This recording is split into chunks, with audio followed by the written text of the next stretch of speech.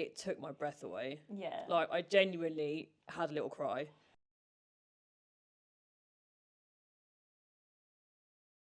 Hey guys, today I'm here with Kerry and David, who have just come back from the Tour du Mont Blanc, which might be one of the most spoken about treks of this summer. And I brought them in today to figure out if it's actually worth all the hype. So guys, hello. Hello. Hi there. Let's just dive into it. Do you think it was worth all the hype it gets? Yes. 100%. Yeah, and then some. It's phenomenal. Everyone should go and do it who can. So you guys did the self-guided version of this trip because we offer like lots of different ones, and that gives you like quite a lot of flexibility. So David, you decided to run this. How did you find that experience? Brilliant. I had always wanted to run it. I'm more of a runner than a hiker normally, and the great thing about the Tour du Mont Blanc is you can run it. You can't run every big trail. Sometimes it's too technical or it's too remote and you really need to sort of stop, and it's much more catered to hikers.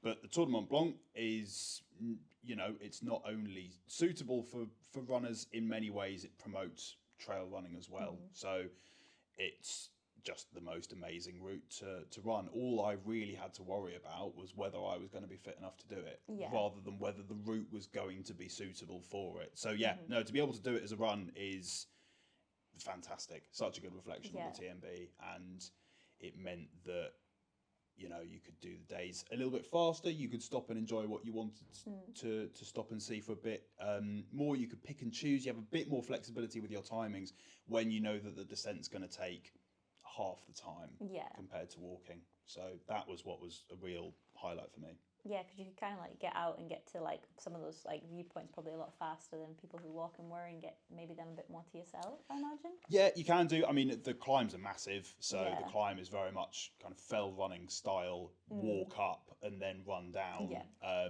But even that does just cut your distance, cut your time by quite a lot. And again, it means that you can spend more time looking at the top of the pass, or just enjoying the high points that you go to before still having plenty of time to do the descent. Sweet. And then Kerry, you did it the authentic way of walking. How did you find that? Do you think you were able to gain anything maybe more than David from running, or? I mean, I don't necessarily think I gained anything over what David did, because that's the beauty of self-guided, is you can do it however you want. We both had different objectives but wanted to do the same trip, and you know, it's why we did it together, and it worked out perfectly. I think walking it is what the vast majority of people do, unless, you know, you do UTMB. That's a whole other story. But yeah, so I think that walking it is just as a rewarding experience as running it. And you know, we still both got to see the same incredible views. David probably not so much, because he was probably looking at the floor to make sure he didn't trip over. But yeah, I think it was equally as rewarding for both of us. With this being the self-guided one, if other people are deciding between like a guided or self-guided version of this trip, would you say going self-guided for you guys made the experience better? So for us personally, the self-guided was better for what we wanted to do, but you know, there's a lot of benefits from going guided as well. You know, you meet different people in your group, you have a guide, you know, you're probably being told a lot more information about the local community, flora, fauna, you know, all that kind of stuff that a guide would be able to give you. But obviously doing it self-guided, we basically had the freedom to do what we wanted. We could have breakfast when we wanted, we could start hiking when we wanted. If we wanted to go a little bit later during the day, we could. If we wanted to start a lot earlier because of the weather, we could. You know, so I don't necessarily think self-guided is better, but for what we wanted to do, it just worked. Depends what you want. It worked perfectly. But for you guys going self-guided, how easy did you find the navigation? Because obviously you don't have a guide being like, it's this way. It is easy. the guide will bring an awful lot of experiences in terms of kind of flora, fauna, a bit more history about the Alps. But if we're talking purely from a navigation point of view, it's very, very straightforward. The route is signposted very often, distances, times, other routes as well that are often coloured with the GR colours. It'll tell you what route they are so that you don't get confused. We provide a lot of material about navigation on this trip, as we do for our self-guided holidays in general. So we actually use different methods. You use the app overwhelmingly, and I use the maps that are supplied. So either or work absolutely fine. We also have a road book that goes into a lot of detail about that. So you are going to find it very difficult to get lost on this one. And it being the TMB, the biggest trail around, with some competition in the Alps, it's signposted absolutely everywhere. So yeah, nav is not something to worry about on this one. And then if anybody's watching this hasn't been with Katie before, they might not know that when you come on a self-guided trip with us, often you get your luggage transferred for you. What was it like for you guys, one, not having to carry everything for your time there, and then also just arriving to your new accommodation each day and having the stuff there? Oh, it was so good.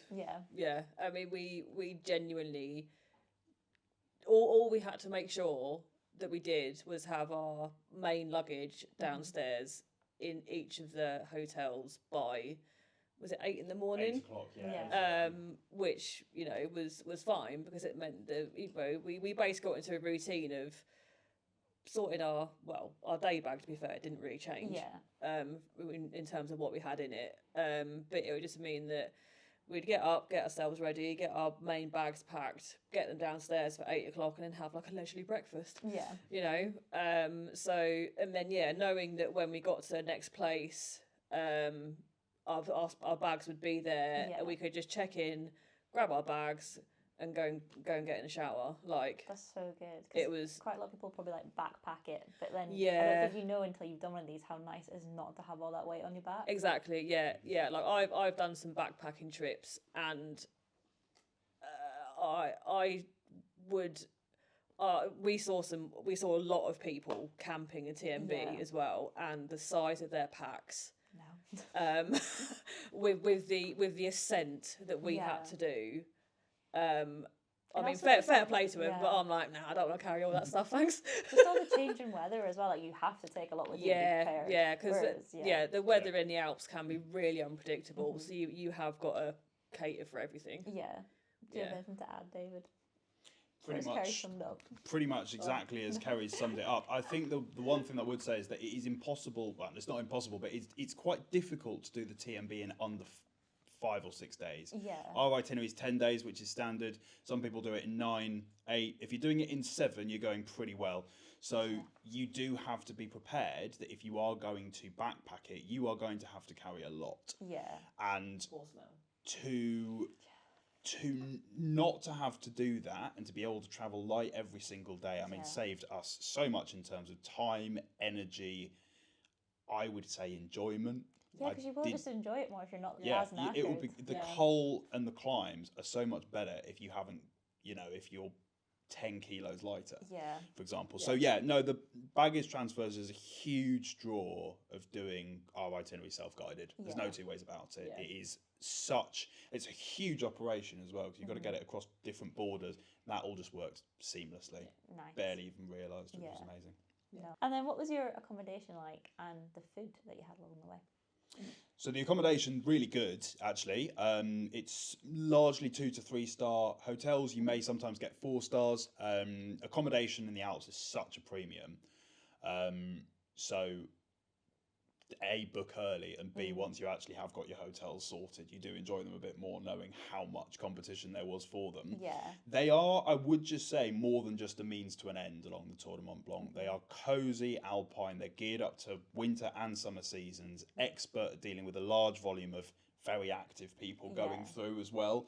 They're not a fancy hotel that's going to turn their nose up at you because you're coming in hiking gear. They are fully at one with what the purpose of the TMB and the active outdoor style of the Alps is. In terms of practicalities, good storage, comfortable rooms, good breakfast, very nice views in general. But the views from the hotel. My word, amazing. I think my favourite one was the one in Champex, but they were all brilliant. Yeah. Yeah, thoroughly real highlight of the trip. Yeah, it was, as David said, the accommodation is, there's a lot of it, Yeah. but it all gets booked up very quickly. Yeah, just with it being such a Yeah, bucket list trip. yeah. I think my favourite place was Courmayeur. Yeah. That was a really nice hotel, and the lady that runs it is also like super nice, and she's really helpful. So yeah, that was good. But food wise, you did ask about food, didn't you? Yeah. Please edit that bit out. Yeah. Because with the self-guiding, it's on a bed and breakfast basis. Yeah. All the hotels provided breakfast. It was the standard, like, breakfast you'd expect. So, meats, cheeses, cereals, fruit, yogurt, juice, that kind of stuff. But then, because it is self-guided, they were the only meals that were provided. So you can really like bank up on them, though. I know when I go for those things, I'm like, I'll have one of each. Yes, I'll have two of everything, please. So we definitely filled up on breakfast. Most of the days, if not every day, we went past like mountain huts. Which you can choose to stop in if you want to get a drink and or food. And then in the evenings, we would either go to like a little local shop and get something to eat, or we'd go to a restaurant. But we saved ourselves, didn't we, when we got to Courmayeur? When we was in Italy, we were like, we are having pizza. Oh yeah, because actual authentic Italian pizza in Italy. Actual Italian pizza. After like doing all that trekking as well, it's probably just hit the spot. It was so good. Yeah. It didn't last long. Gone in like 2 months. Yeah, definitely. No, that sounds great. Yeah, it was mega. One point to mention just on that front as well is that the hotels, overwhelmingly, this is a feature of, generally Europe, but in particular the Alps, most of the hotels had a restaurant attached. So if you had wanted to eat in the hotel and just sort of chill out and not need to move or find a shop anywhere or a restaurant, you can. And they're generally very good. The hotels often style themselves as hotel and restaurant. That convenience is so good. If you're like coming, you're knackered, it was been like a bit of a tougher day, you can like, I only have to move from my room to here. Exactly. That's it. Downstairs, up the stairs, sorted. Nice. And then, probably the most like, what most people are thinking about, because it's so popular, is it really overcrowded? Because you guys went in July, we are in July. Yeah, you went in July. Beginning of July, yeah.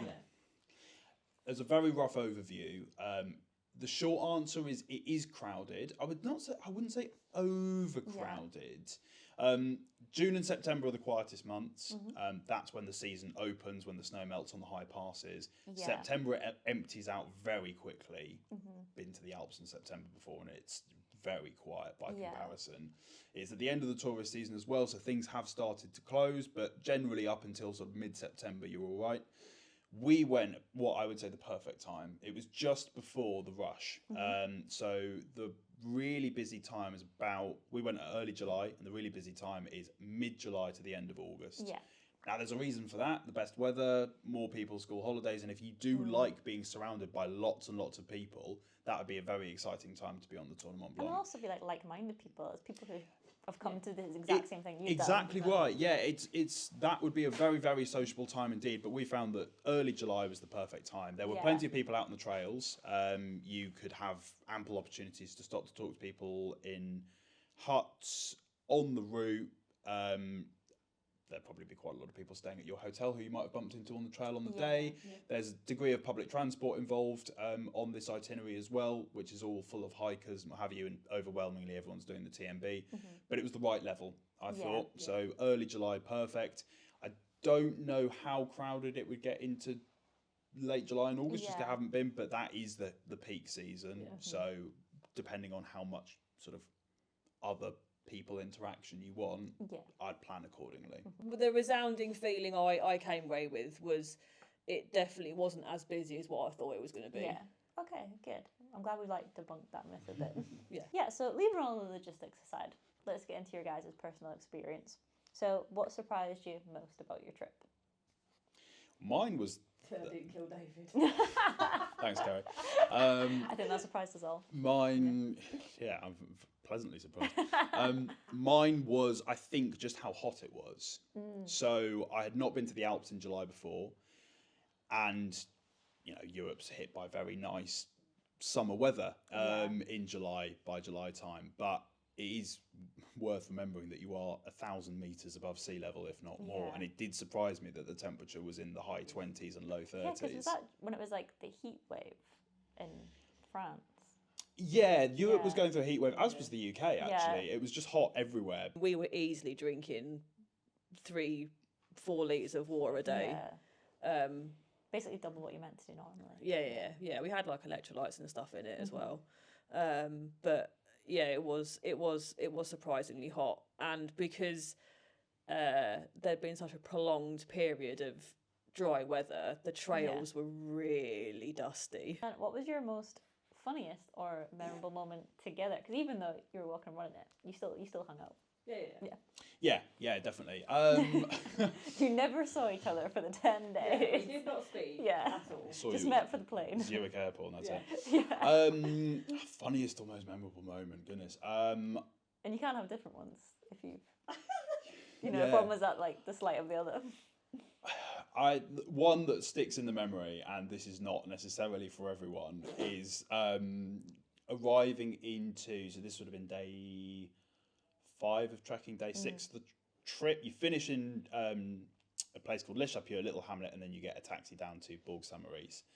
And there weren't that many places open, actually. We were looking around somewhere to eat, and we decided that because we were both starving, because we've been out on the trail for 7 hours, we just decided to completely pig out on an entire roast chicken and a baguette and a potato salad, which we ate in front of the station in Bourg Saint-Maurice to the bemusement of the French onlookers. Yeah, like a whole chicken. A whole chicken, on a park bench. Yeah. I mean, I'm not going to judge you, that sounds delightful. Yeah. That is European holiday abroad 101 in my book. It's outdoorsy. So good. It was outdoorsy. Yeah. It was beautiful weather. It's a picnic. Yeah. Exactly. Yeah. It would have been a picnic if we were in a nice park with a little blanket, not sat on a bench outside pulling the chicken apart. It was the sort of, we're going to be in Italy tomorrow having a pizza, so let's just do this tonight. Little things like that give a little bit of character to your Tour du Mont Blanc were really what was in it for me as well. There was also several occasions where we'd like, nice pasta salad, or like the potato salad that we got, that would be nice to have. And then every time we bought it, it'd be the same realisation that we didn't have a spoon. Oh God! So we tried to use Pringles. Yeah. So scoop it out. So maybe bring a spork with you. That would probably be a very good idea. Yes. Yeah. And your packing list. Some kind of spork. Yep. Yeah. There were also many funny occasions where David was trying to teach me to speak French. Oh, how did that go? Badly. Yeah. Badly. One of the things that I do enjoy about the TMB as well, is worth saying, is that I can speak French and Italian, and one of the things that we talked about at the time is that is not necessarily a bad thing to invest in, because conversation. So if we're talking less of a moment, more of one of the things that I think makes this trip great, or made it great for me, was being able to have conversations with people in their language, and it is different. I'm going to do one shout out as well in terms of a memorable moment. The pint at the end of the Tour du Mont Blanc in Trion. I highly recommend getting into Trion at the end of your trip a little bit early. You've got an included pickup that will take you back to Martigny. Don't cut it too fine. Get there a bit earlier, savour the moment of having finished, and get at least a drink in. It's so rewarding. The pint you have when you finish a hike, no matter what size it is. I could go up a fell here, and if I have a pint afterwards, I'm like, but after 120 kilometres. World class, So good. Yeah, that was good. And then, in a similar vein, if there was just one day that you could relive, what day would you pick and why? Oh, easy. My favourite day of the Tour du Mont Blanc is crossing over into Italy. Les Chapieux, or Ville des Glaciers, to the Col de la Seigne. It's the perfect climb. And most of the way down. So you've done the climb, you've done most of the descending, and then you stop at the Rifugio Elisabetta, which is just perfection. Yeah. Amazing coffee, amazing pastries. Apparently famous for blueberry pie. They didn't have any when we were there, but not to worry. And you just get to sit out and watch people walking past underneath or climbing up to the refuge, surrounded in this incredible amphitheatre that you've just crossed down. Yeah. And you're not actually that far away from Courmayeur by the end. So that day is an absolute, I mean, they all are, but that day is an absolute delight and is my number one on the whole TMB route. What are you going to say, Kerry? Would you agree? I mean, yeah, it is really, really, really hard to pick one day. Yeah. Because they all, I mean, that's such a cliche. They're all amazing, but they are for different reasons. But you already mentioned it when we went over the Col de Balme. On the first day, because the start of the trail, as with most of them, is you're walking through like woodland first, before you get up to the higher alpine pastures and the passes and whatnot. So you're like walking through all these trees, and then obviously you come out of the tree line the other side, and don't get me wrong, like it's amazing, like you know, everything that's around you is incredible, but then as soon as you practically have to be on the top of the pass, on the top of the Col de Balme, before you can see what's then in front of you. And I literally got up to the top of the pass, and there's a refuge there, so I was like, oh, stop and have a drink. And that's obviously when you see Mont Blanc for the first time, and it took my breath away.